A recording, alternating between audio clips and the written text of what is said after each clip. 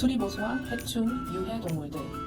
그 어느 누구도 자기의 집에 쥐, 빈대 또는 다른 해충, 유해동물 같은 불청객을 원하지는 않습니다. 난방, 배관 또는 전기시설 문제를 경험해 보신 적 있으신가요? 홍수 깨진 유리 또는 가정용 기기들 문제는요? Office of Residential Tenancies 에 오신 것을 환영합니다. 이 영상에서는 수리보수 또는 해충, 유해동물들에 대해서 살펴보고자 합니다. 임대차 기간 중에 수리나 해충에 관련된 문제는 누구의 책임일까요? 임대주와 세입자 각자 존중되어야 할 권리와 책임들이 있습니다. 상황에 따라서 각자 또는 양자 모두 상황을 정정하는 데 책임이 있을 수도 있습니다. 임대차 합의는 계약입니다. 세입자는 렌트를 내기로 동의한 것이고 임대주는 세입자가 거주할 수 있도록 거주 가능한 장소를 제공하고 유지하기로 동의한 것입니다. 임대주는 시설을 유지하기로 동의한 것이므로 임대주로서 해충, 유해동물과 수리, 보수의 책임이 있습니다.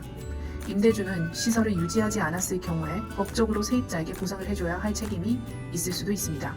세입자는 거주 가능한 시설에 살 수 있는 권리가 있다 할지라도 세입자가 초래한 문제들이나 문제를 고치려는 임대주의 노력에 협조하지 않을 경우에는 책임을 져야 합니다.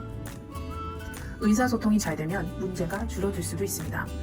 세입자들은 문제를 즉시 임대주에게 알려야 하며 임대주들은 문제가 악화되기 전에 조기에 보고하도록 권장해야 합니다. 명확한 커뮤니케이션을 위해서는 서면으로 요청하고 무엇이 고쳐져야 하는지 또는 어떤 조치들이 취해져야 하는지 나열하고 그리고 언제까지 완료되어야 하는지 작성하도록 합니다. 만약 분쟁이 있을 경우 세입자는 수리 보수가 끝나기를 기다리는 동안에라도 렌트를 보류하고 있으면 안 됩니다. 미납 임대료는 퇴거 사유가 됩니다.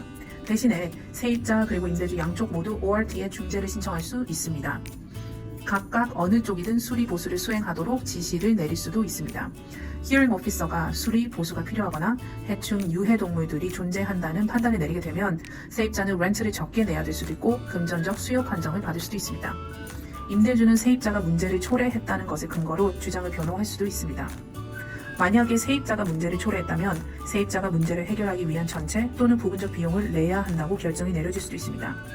다시 한번 강조하자면 보통 의사소통이 분쟁 해결에는 많이 도움이 됩니다.